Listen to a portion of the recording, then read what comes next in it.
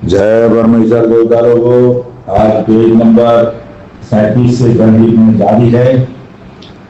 हिंदू, मुसलमान और अंग्रेज अपनी अपनी औलाद बचाने के लिए किताब जगत हितकारिणी के मजमून को पढ़ करके बंदोबस्त तो दुनिया में अमन शांति कायम हो जाए। यह जगत हितकारिणी जिसको श्री अनूपदास अंतिम प्रयोग छावनी एरमपुरा में साहब के प्रसिद्ध किया, तारीख 17 अप्रैल सन 1909 12 परमात्मा में नाम जय परमेश्वर हजार हजार सूत्र खुद ज्योति स्वरूप निरंजन निराकार का है कि जिसने जमीन व आसमान को बनाया और तमाम सृष्टि को पैदा किया, परंतु उसकी कारीगरी का भेद इसी पर जाहिर नहीं कि क्या भेद। एक मेरी जबान से ईश्वर परमात्मा की तारीफ बता नहीं हो सकती और दूसरा मजमून बदल समुद्र के सो कलम से लिखा जाता कि जो करता मैंने इन सौदागर हसनान के देखे वो अजब तरह के नजर आए, जिससे मुझ गरीब साध अनूपदास को तमाम जान के हिंदू मुसलमान और साध संत और पंडित फकीर और मुल्कों के राजा महाराजा और साधो आटो और सब विलायतों के बाद और दीगर अंग्रेज वगैरह की खिदमत में हाथ जोड़कर अर्ज करना लाजिम आया। जय परमेश्वर। अनूपदास जी महाराज विश्व की सभी राजा बादशाह साधु संत पंडित फकीर हाथ जोड़ के अपील कर रहे, हाथ जोड़ के अर्ज कर रहे कि एक बार मेरे लिखे हुए चल के बंदोबस्त, एक बार इस किताब जगत हितकारिणी के मजमून को पढ़ करके बंदोबस्त और एक बार इस किताब को समझने की कोशिश करो मेरे भाइयों। जब दुनिया में अमन शांति होगी, आज दुनिया में जो बुरा हो रहा है और भला कैसे होगा, और ये बुरा करने वाले कौन है? वो हिंदुस्तान के सौदागर बनिए बेईमान लंका के ढेरे जो कल्लुकाल नाम का पाप चलाते जिसको दुनिया कलयुग बोलती है, उनके पाप करने की जगह जिसको दुनिया के लोग स्वर्ग नरक बोलते हैं, मुसलमान भाई जन्नत बोलते हैं और अंग्रेज लोग हेवन हिल्स बोलते। जब महापाप होता है, जब दुनिया में आके लगता है भाइयों, और दुनिया में हर प्रकार का जो दुख होता है उसके जिम्मेदार हिंदुस्तान के सौदागर बनिए बेईमान लंका के ढेर। इन्होंने पहले रावण को सिखा के रावण को मरवाया, कंस को सिखा के कंस को मरवाया, हन्नाकशप को सिखा के हन्नाकशप को मरवाया और कारून बादशाह को सिखा के कारून बादशाह को मरवाया। ये आज जो चल रहा है राक्षसी पाप, ऐसा का ऐसा पाप आगे 4 युगों में चल चुका है और इसको सिखाने वाले हिंदुस्तान के सौदागर बनिए ही थे और मरवाने वाले भी हुए। लेकिन उसका असली बात कलयुग पाप जो था वो किसी को मालूम नहीं पड़ा। ये पाप अनूपदास जी महाराज ने पकड़ा है हिंदुस्तान के सौदागर बनियों का, और जब तक इस पाप का खात्मा नहीं होगा दुनिया में सतयुग की स्थापना नहीं होगी और दुनिया में अमन शांति कभी नहीं होगी। भाई भाई लड़ते रहेंगे, देश देश लड़ते रहेंगे, जीव जंतु लड़ते रहेंगे, एक दूसरे में खा लेकर बढ़ता रहेगा और किसी में भेद इरादा नहीं होगा भाइयों। इसलिए इस किताब को एक बार पढ़ना हमारे लिए सौभाग्य की बात है और इसको छूना हमारे लिए दुर्भाग्य की बात है। इसलिए भाइयों एक बार हाथ जोड़ के अर्ज करता हूँ कि इस किताब को एक बार जरूर पढ़िए और पढ़ करके इंसाफ कीजिए, तब आपको सब समझ में आ जाएगा। जय परमेश्वर। जनहित में जारी है, पेज नंबर 137 से आगे बढ़ रहा हो, साध अनूपदास महाराज जी की किताब। जय परमेश्वर। सौदागरान ने उस नेकी करने का ख्याल जरा भी नहीं किया, बल्कि और नेकी के एवज में तमाम जान की अकल अपने राक्षसी पाप से कैद करके खराब कर दी, जिसका दुरुस्त करना मुश्किल हो रहा है। राजा बादशाह ने आगे नेकी की है, उनको कामदार बनाया, उनको कोठे की रक्षा करने को दिया, भंडार रक्षा करने को रखा, अपने राज दरबार में बड़े बड़े ओहदे दिए। लेकिन भाइयों जो कोठे की रक्षा करता था वो कोठारी बन गया और माल भी चुरा के ले लिया। जो भंडार के पहरेदार रखा था वो भंडारी बन गया, लेकिन वो माल भी चुरा के ले लिया। तो ये कोठारी भंडारी जो भी है भाइयों, ये सब राजा बादशाह के खजानों को लूट के ले गए और कैद करके खराब कर दी है। कि जिसका दुरुस्त करना मुश्किल हो रहा है, और इसी राक्षसी पाप के जादू से कुल माल अपने काबू में कर लिया है। और इसी सबब से इन सौदागराम की दुकानें दूसरी विलायतों में वास्ते धन काबू में करने के कई हुए। ये जहां पर भी जाते वहां का सूखा साफ करते, उस देश को कंगाली कर देते। जीडीपी तो बढ़ाते हैं, लेकिन धन तो इनके घर में होता है, सरकार के खजाने तो खाली रहते भाई। काबू में करने के कई हुए। तो वहां पर भी ये सौदागर महाकान इसी तरह से करेंगे कि जिस तरह से हिंदुस्तान में किया है, इसी तरह से दूसरी विलायतों में भी करेंगे। अब भाई प्लेटफॉर्म पे देखो, पानी की जगह देखो, और भी ऐसे कारण वगैरह और भी कई जगह रहती है। हॉस्पिटल में देखो, अरे भाई पूरी सरकार, देश की व्यवस्था चलाने वाली सरकार है, तो ये लोग ऐसे क्यों करते? लेकिन ये लोग जहां जाके वहां सरकार को भी कंगाल कर देते भाई। तो सरकार के पास भी पैसा नहीं लेता है, और सरकार के ज्यादा इनके पास धन दौलत पड़ा है। सरकार टैक्स तो लगाती है, लेकिन जो लोग हिंदुस्तान में बोलते हैं ना कि ये आज सौदागर के लिए टैक्स ज्यादा भरते, पूरी जीडीपी का टैक्स ये लोग भरते, लेकिन इनका धन की तहकीकात करो। जो ईडी सीबीआई, मैं तो बोलता इनके धन की तहकीकात करनी चाहिए, तब मालूम पड़ेगा पूरी दुनिया का 13 हिस्सा धन, इस जमीन माता का 13 हिस्सा धन इनके पास पड़ा है। वो धन कहां से आया? रावण का धन इनके पास है। क्या रावण का धन का टैक्स भरा था? कंस के धन का टैक्स भरा था? तो दारुण बादशाह का 40 डिग्री धन वो उनके पास पड़ा है, क्या उसका टैक्स भराया? क्या उसका टैक्स भी सरकार को लेना चाहिए, ईडी सीबीआई को उसका टैक्स भी लेना चाहिए, और इसकी संशोधन करना है भाई। वो धन कहाँ गया, उसकी तो तपास करो। फिर रावण की सोने की लंका कहाँ गई? ऐसे पानी में चल गई? ऐसा तो नहीं हो सकता है। तो हनुमान महाराज सब बता रहे सबूत के साथ, कायदे के साथ, और किताब जगत का ये पूरा सबूत है भाइयों, जरा गौर करो। महाजनान जिस तरह से हिंदुस्तान में किया है, इसी तरह से दूसरी विलायतों में करेंगे। इससे मैं इन सौदागराम के जाल से वाकिफ करता हूँ और कर रहा हूँ। अभी किताब पढ़ने वालों भाइयों, हनुमान जी महाराज के सौदागराम के जाल से वाकिफ करता हूँ और कर रहा हूँ। कर रहा हूँ का मतलब अभी प्रेजेंट में कर रही। आप जब किताब खोलोगे तभी आपको वाकिफ करेगी, क्योंकि खुद बनिए अपनी अपनी दुकानें ले जाकर के पाप को पाप पे करने वालों के शामिल होके ज्यादा पाप कराया चाहते। अभी दुकान में ले जाकर के पाप करने, झूठ बोल के दुकानें चलाते, और वैसा का वैसा पाप दूसरों को भी सिखाते। ये भी एक पाप की तरह से ही है ना। पूरा दुनिया का बेचारे लोग कस्टमर का गला घोट देते चाहते हैं, क्योंकि ये बनिए ऐसे है कि मिले के तो मिले रहते हैं, और राजा बादशाह को आपस में लड़ा के मार देते, और धन अपने काबू में कर लेते हैं। क्योंकि हिंदुस्तान का धन इन दुनियों ने लोगों की अक्कल फेर के अपने कब्जे में कर लिया है। जो राजा बादशाह को लड़ाते थे और धन ये लोग काबू में करते थे। अंग्रेज भी कंगाल गया, और अंग्रेजों से पहले मक्का वाले आए। मक्का वाले को लाने वाले भी हिंदुस्तान के सौदागर बन गए थे, और अंग्रेजों को भी लाने वाले हिंदुस्तान। जब इतिहास खुलेगा और जब इतिहास की तहकीकात होगी और किताब जगत कहानी पढ़ के लोग इंसाफ करेंगे, तब सब पूरा असली इतिहास बाहर आएगा भाई। अक्ल फेर के अपने कब्जे में कर लिया है, और राजा बादशाह को कंगाल करने वाले, खजाना का गायब करने वाले ये है हिंदुस्तान के सौदागर बनिए बेईमान लंका के ढेरी कब्जे में कर लिया है। और दूसरी इलाकों में फौज भी गई, और कैसे धर्मात्मा बन के रहते। इनके जैसा कोई धर्मात्मा दुनिया में है ही नहीं है। चेहरा ऐसा दिखाते, दुनिया के सामने ऐसा परसेप्शन करते, लेकिन हनुमान जी महाराज ने इनकी असलियत संसार के सामने इनका मुखौटा उतार दिया भाई। फौज भी गई, तो संसार के लोग कहते हैं कि सौदागर बन के दूसरी विलायतों में जाते रहते और धन को काबू में करके लाते।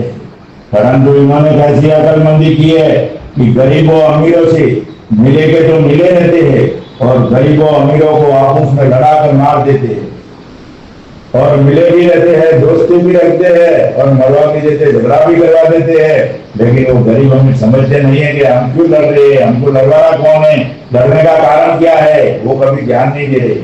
वरना तो पाप कभी का छूट जाता। आप उसमें लड़ा कर मार देते हैं, और आप अलग के अलग रह जाए। ये अलग के अलग न्यारे न्यारे, ये पूरे देश की बर्बादी कर रही। और आज भी देश को ऐसे ही मोड़ पे खड़ा कर दिया है कि हिंदू मुसलमान में इतना जहर भर दिया है भाइयों कि एक दूसरे के खून के प्यासे हो गए।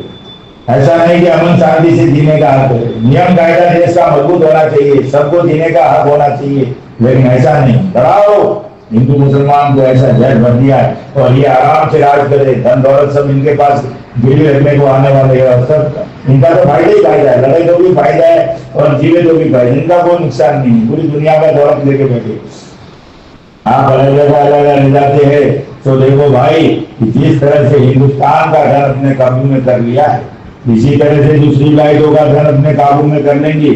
सो ये बनिए अपनी अकल से धन का तो धन काबू में कर लेते हैं और सब संसार के दिल में और संसार की औलाद के दिल में ये महाजन लोग मीठे और प्यारे और इनका जादू ऐसा चलता है और लोगों को यकीन भी नहीं होता है, लोग इनके ऊपर भरोसा भी रखते गहराई से और समझते भी नहीं कि ऐसा ये करते और मीठे और प्यारे चीजते और तमाम धान के लोगों को और रईत वगैरह को और उनकी औलाद को अपने रास्ते की पाप के जादू से गारद कर देते हैं और जो कि गारद करने के सबब से बाकी रहे उनको अब गारद कर देंगे। गारद करने वाले बहुत लोगों को मरवा दिया भाई, 3 हिस्से से कम आदमियों को तो इन्होंने खत्म कर दिए राष्ट्रपति पाप से और जो बचे कुचे है वो अब करवा देंगे, अब ठेके तौर से कायदे ला रहे, वैक्सीन ला रहे, गोलियां ला रहे, कुछ भी करवा देंगे, गारद कर देंगे क्योंकि ये बनिए संसार के नाम से और जमीन माता के नाम से आलोक पाप करा रहे, जिसकी खबर किसी राजा बादशाह और रईत वगैरह को नहीं है और अलावा इसकी इस जाल की खबर अभी तक अंग्रेजों को और दूसरी लाइटों के लोगों को बिल्कुल नहीं। ये खबर जो आप नारायण ने किताब लिखी है भाई, अभी तक इनके पाप की खबर, इनके कर्तव्यों की खबर, जो ये जुर्म कर रहे, जो ये पाप चला के, अभी तक इनकी पाप की शोध किसने भी नहीं की और किसी राजा बादशाह को मालूम नहीं। इसके जाल की खबर अभी तक अंग्रेजों को और दूसरी लाइटों के लोगों को बिल्कुल नहीं है। अगर से खबर हो गई कि बनिए राजा बादशाहों के बच्चे गारद करने के लिए पाप आलोक करा रहे, जब दो संसार के लोग और राजा बादशाह एक भी होकर इन 14 ग्राम की औलाद को भी गारद खबर पड़ जाए जब तो इनको छोड़ने वाले नहीं है, लेकिन ये नहीं खबर करने के लिए 24 घंटा रात दिन 3 दिन दुनिया को गारद करने के लिए पाप ज्यादा और जैसे जैसे ये किताब चलती है भाई, जैसे जैसे दुनिया में और ज्यादा पाप कराएंगे और ज्यादा दुनिया की बुद्धि भ्रष्ट करेंगे, क्योंकि दुनिया को ये किताब पढ़ने नहीं देनी, दुनिया के पास ये किताब मिलने नहीं देनी और दुनिया को ये किताब समझने नहीं देनी। इनका मकसद एक ही है, अगर दुनिया में इनके कोई मौत का भरमान और मौत कोई काल है और मौत का काल है तो ये किताब जगह ही जानी है भाइयों, और उन्होंने पूरी ताकत लगाई अपने जादू के पाप से कि दुनिया को किताब समझनी नहीं चाहिए, दुनिया को मिलनी नहीं चाहिए, दुनिया इसको पढ़नी नहीं चाहिए। इनका मकसद एक ही है, अगर ये किताब दुनिया समझ गई और इंसाफ करने की बारी आ गई तो हमारा खात्मा पक्का है। औलाद को भी गारद करते हुए और फिर हल्की जल्दी इनके पापों को नहीं पापों को नहीं चलने दे हुए, परंतु इन बनियों ने तो सबकी अकलों को अपने राष्ट्र पाप से भ्रष्ट कर दी, पूरी दुनिया की अकल भ्रष्ट कर दी है जादू के जोर से भाई, किसी को सोचने की क्षमता भी नहीं है भाई बुरा क्यों हो रहा है, कैसे भला होगा, ऐसा किसी के पास इलाज है नहीं। जिससे इन बनियों का राक्षसी जाल किसी राजा बादशाह को और संसार के लोगों को मालूम नहीं होने देते हैं और जो मैं इन 14 ग्राम के जाल से राजा बादशाह को वाकिफ करता हूँ तो ये 14 बच्चे अपने राक्षसी पाप से उनकी अकलों को फेर करके उन्होंने मुंह से ऐसी बातें पूरी भेजा फैला देते हैं कि साधन उपदार ने जो संसार में बनियों के जाल को प्रकट किया है और जाल पुकारता फिरता है तो साधु को वहम हो गया। ये उस पाप से राजा बादशाह को ऐसे भड़का देते हैं, ऐसे उसकी बुद्धि फेर देते हैं कि राजा बादशाह उस बात के ऊपर गौर ही नहीं करते और समझते नहीं। उनकी अकलों को फेर के उन्होंने मुंह से ऐसी बातें बुरी और भेजा कहला देते हैं कि चार अनोपदास ने जो संसार में बनियों के जाल को प्रकट किया है और जाल पुकारता है तो साधु को राजा बादशाह भी उल्टी बात करने को लग जाते, वो अनुपदा जी महाराज को सीधी बात समझाने को जाते और उनकी बुद्धि ऐसी भ्रष्ट करते थे राजा बादशाह की, और राजा बादशाह को कंगाल कर दिया, रोड पे ला दिया, धन दौलत पूरे खजाने फैस लिए, तो भी राजा बादशाह की बुद्धि दुरुस्त नहीं हो रही, तो भी वो लोग सोचने गए कि भाई हमारा बुरा कैसे हो गया, हम कैसे ऐसे कंगाल हो गए, हम पूरी दुनिया के राजा थे, हम राज करने वाले थे, आज हमारी स्थिति क्या हुई है। ये राजा बादशाह को ख्याल करना चाहिए, हमारे को वो बोलते ना गन्ना गंदी वगैरह बेचने के लायक कर दिया, आज हमारे पास नौकरी नहीं है, सब कुछ नहीं है, फिर भी ख्याल नहीं करते मैं राजा बादशाह के लड़कों को, राजा बादशाह की औलाद को, राजा बादशाह की कौम को हाथ जोड़ के अर्ज करता हूँ कि एक बार साथ रमदास महाराज जी की किताब जरूर पढ़िए मेरे भाइयों, तब जाके दुनिया में आपके साथ कैसा धोखा हुआ, आपके साथ कैसा घटना घटी है, ये किताब जगदीश कहानी इसका सबूत है। एक बार जरूर पढ़ोगे तो आपको सब समझ में आएगी। और बनियों के जाल को बदल दिया और जाल जाल बिगाड़ता कहता है तो साधु को वहम हो गया, ऐसा महाराज राजा बादशाह भी कहते। परंतु राजा बादशाह ये ख्याल नहीं करते हैं कि ये फकीर है और इसको रोटी कपड़े की कुछ परवाह नहीं है, और ना किसी तरह का लालच है, और ना इसकी औरत है, और ना बाल बच्चे, जिसकी वजह से कुछ फैल अपने मतलब के लिए करता है।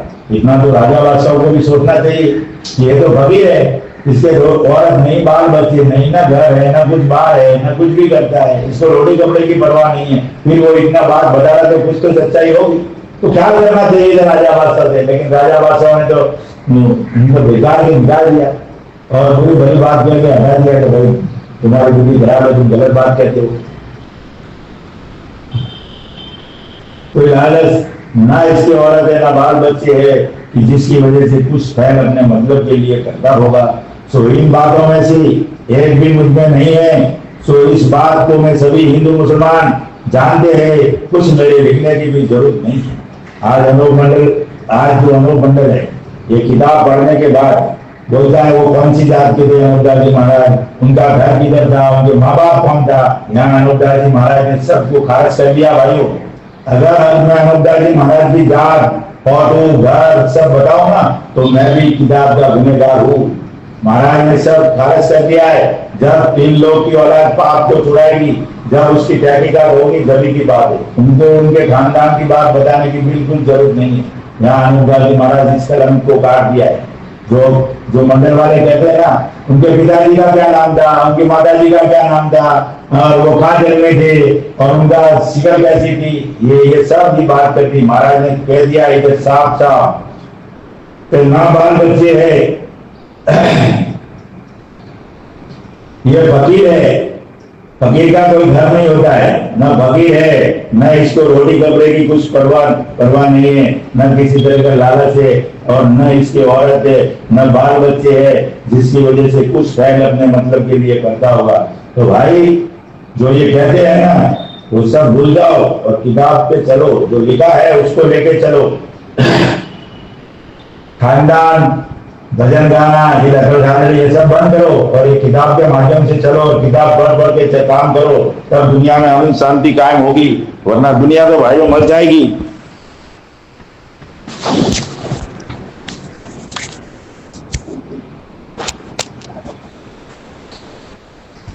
सो इन बातों से एक भी मुझ में नहीं है। सो इस बात को सभी हिंदू मुसलमान जानते हैं, कुछ मेरे लिखने की भी जरूरत नहीं है।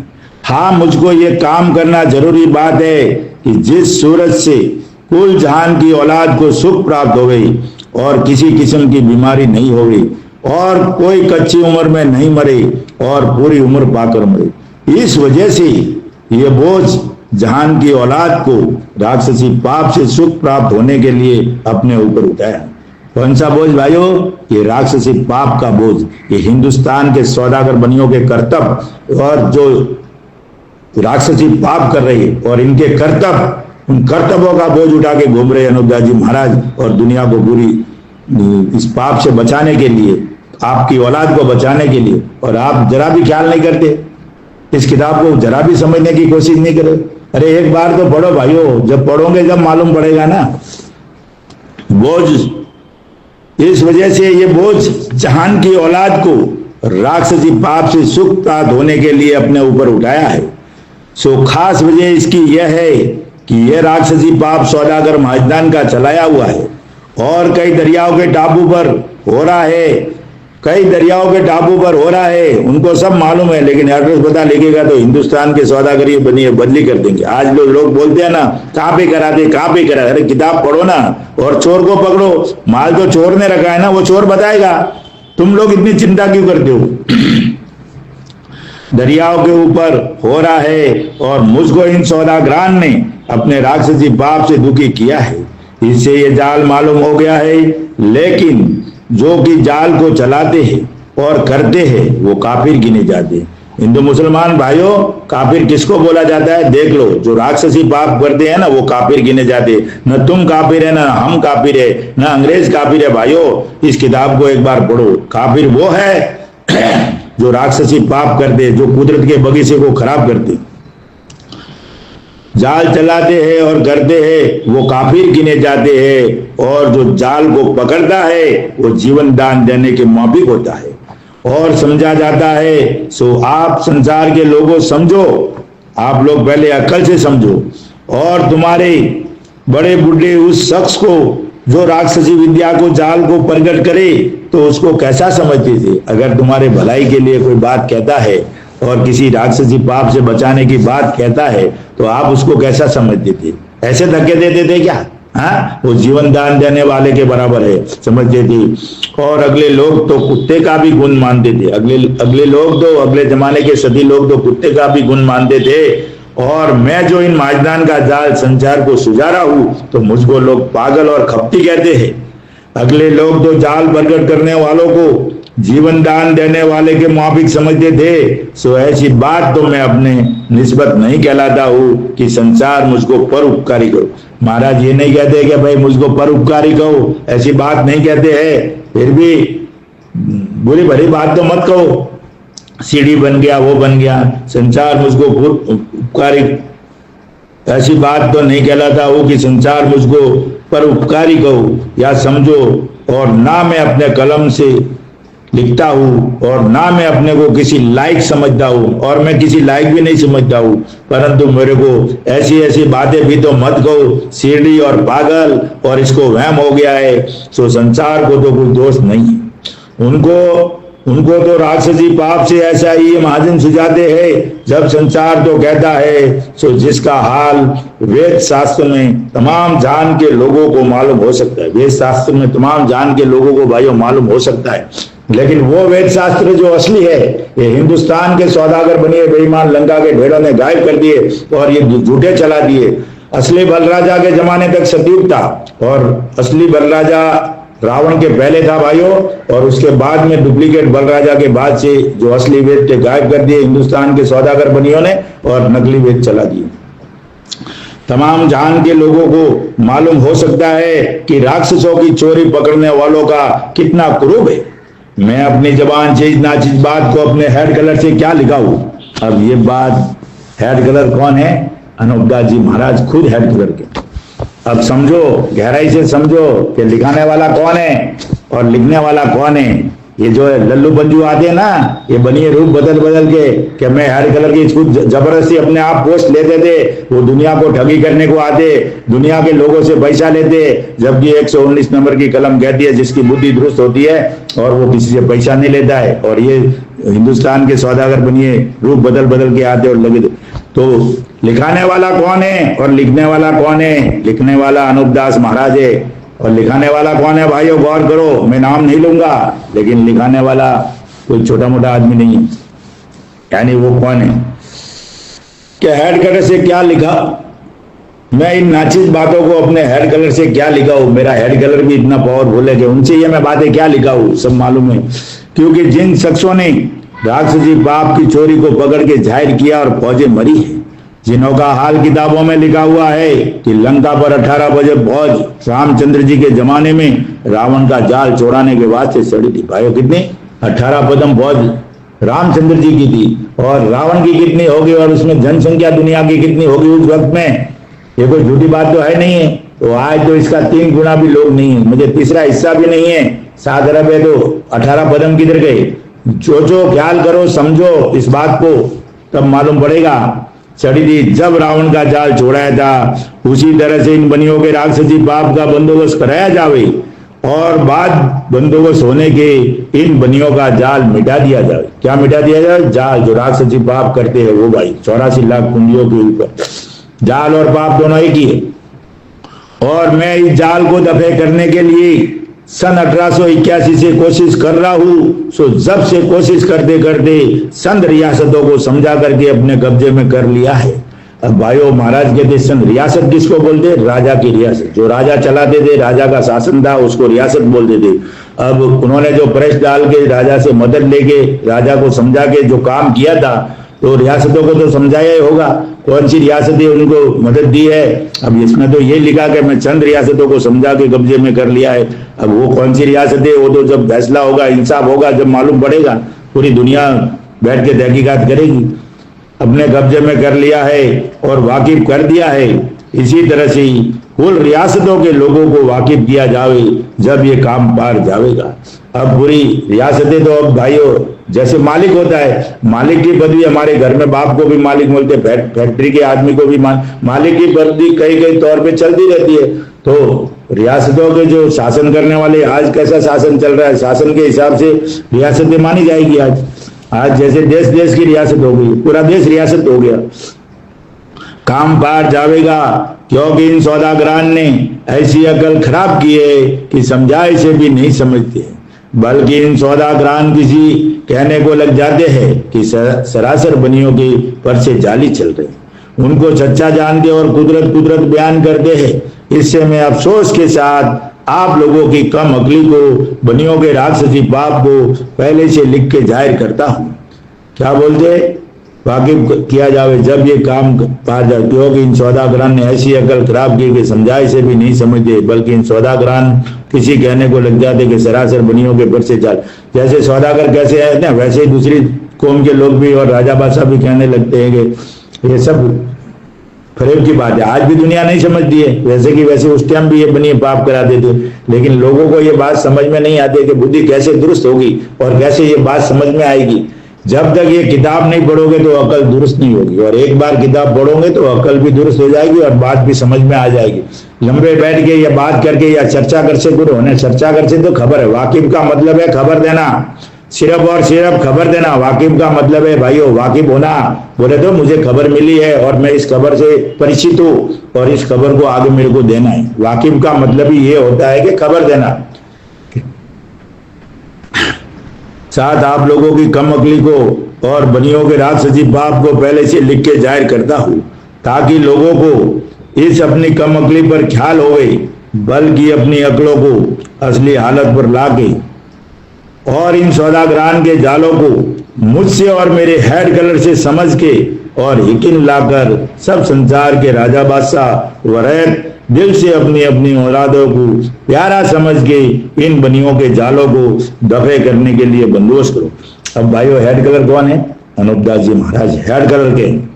कौन हेड कलर के? किताब के माध्यम से कहता हूं कि अनूपदास जी महाराज हेड कलर है, और लिखाने वाला तो कोई और है, लिखाने वाला तो कोई और है और उनसे भी बड़ा आदमी है। तो भाइयों ख्याल करो कि कैसे क्या ये किताब लिखी गई है और कैसे किया है। किसी ने जावद मलिक को बोलते ना, वो सब एक खेल है, वो एक दिखावा है, वो एक षड्यंत्र के तौर पर है, लेकिन लिखने वाला अनूपदास जी महाराज है। हेड कलर अनूपदास जी महाराज है। और ये अरे गहरे नथु गहरे कोई भी हेड कलर के बन के आ जाएंगे भाइयों और दुनिया को ठगी कर देंगे, दुनिया को गुमराह और दुनिया को ठग रही है। जरा सचेत रहना, ये किताब पढ़ने के बाद में चतुराई रखना, नहीं तो ऐसे ऐसे बहुत रुपये बन के कोई हेड कलर बन के आ जाएगी, कोई क्या बन के आ जाएगी। रहे दिल से अपनी अपनी औलादों को प्यारा समझ के इन बनियों के जालों को दफे करने के लिए बंदोबस्त करो, क्योंकि ये तमाम संसार के लोगों की हिम्मत से अंजाम को पहुंचेगा कि जिस तरह से रावण के वक्त में शनिश्चर के कहने से कुल संसार के लोगों ने कमर हिम्मत की बांधी और फौजें वगैरह तैयार करके अपनी अपनी औलाद बचने के वास्ते रावण वगैरह के जाल को दफे किया, जिसका जिक्र अब तक होता चला आ रहा है। आज भी रावण का पुतला जलाया जाता है, लेकिन असली बात बीच में से अंदर से हटा दी है, झूठी डाल दी है, होता चला आ रहा है। फिर इसी तरह से इन सौदागरान के राक्षसी पाप को दफे करो।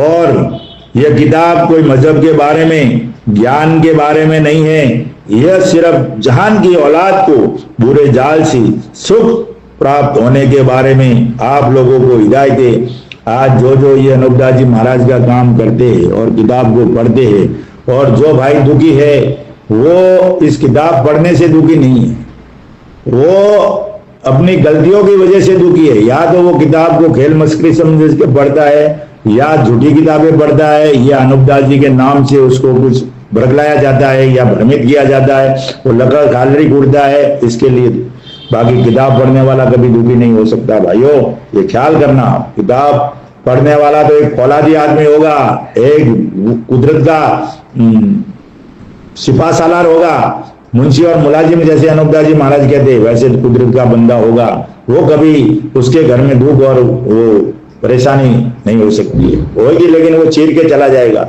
उसका टेंशन नहीं है। लेकिन ये किताब पढ़ना चाहिए। होने के बारे में आप लोगों को हिदायत है, ये कोई ज्ञान और मजहब की बात नहीं है, धर्म ईमान की बात नहीं है भाइयों, ये सिर्फ और सिर्फ हिंदुस्तान के बनियों के राक्षसी पाप से बचने के बारे में हिदायत है कि सात गौर के इस किताब के मजमून को समझ के, सात गौर की, खाली एक बार लोग बोलते ना मैं तो पढ़ ली, बहुत पढ़ ली, और क्या पढ़ने का, किताब किताब क्या करते हो, ये गौजड़ी भंगेरी नशेड़ी वगैरह सब लोग, उनकी बुद्धि भ्रष्ट हो गई है। इसके लिए भाइयों जितना इस किताब को पढ़ोगे तुम्हारे घर में भी फायदा पड़ेगा, तुम्हारी बुद्धि का भी दुरुस्त होगी और तुम्हारे अंदर मालिक की रोशनी पूरी जागृत जाल के पर्दे हटेंगे और तुम कुदरत के फौलादी बन जाओगे, अनूपदास जी के शामिल हो जाओगे इस मददगार में। तो भाइयों इस किताब को पढ़ना हमारे लिए सौभाग्य की बात है। सुख प्राप्त होने के बारे में आप लोगों को हिदायत है कि सात गौर के इस किताब के मजमून को समझ के और अपना अपना फर्ज जान के बंदोबस्त करो तो इन सौदागरान का राक्षसी पाप दबे हो जावे तो बेहतर है। क्योंकि इन सौदागरान का इस तरह पर दिल है कि जिस तरह से हमने हिंदुस्तान का धन काबू में कर लिया है, इसी तरह से सातों आठों बादशाहों का धन हमारे काबू में हो जावे। तो जिस तरह से कि तमाम जहान के राजा बादशाह राज कर रहे हैं और उनका हुक्म चल रहा है, उसी तरह से हम अपना राज करें और अपना हुक्म चलावे। उनको क्या लोभ लगा हुआ भाइयों, इस पूरी दुनिया के ऊपर राज करने का। सकवे राज करने का मतलब है पूरी दुनिया जितनी जमीन है ना, पूरी दुनिया 84 लाख जीवा सबके ऊपर राज कर। सकवे राज करने का मतलब ही यह है कि पूरी दुनिया पे हम धन तो इस पूरी दुनिया का इन्होंने ले लिया है, पूरी दुनिया में 1 तुम्बा धन है और 12 तुम्बा इनके पास है। तो और उनका राज करने का इरादा है कि पूरी दुनिया का हम धन काबू में कर ले, पूरी दुनिया को कंगाल कर देवे, फिर मैं और मौत तो हमारे कब्जे में, जैसा हम चाहेंगे वैसी दुनिया को चलाएंगे। इसलिए भाइयों कहता हूं कि इस किताब को एक बार जरूर पढ़िए और बार बार कहता हूं कि हरगिज इसको चुकना हमारे लिए परम दुर्भाग्य है भाइयों, और जरूर पढ़िए। और कल से चालू होगा पेज नंबर 140 से जनहित में जारी रहेगी। और इसको अगर किताब किसी भाई को चाहिए तो संपर्क के लिए 8905653801।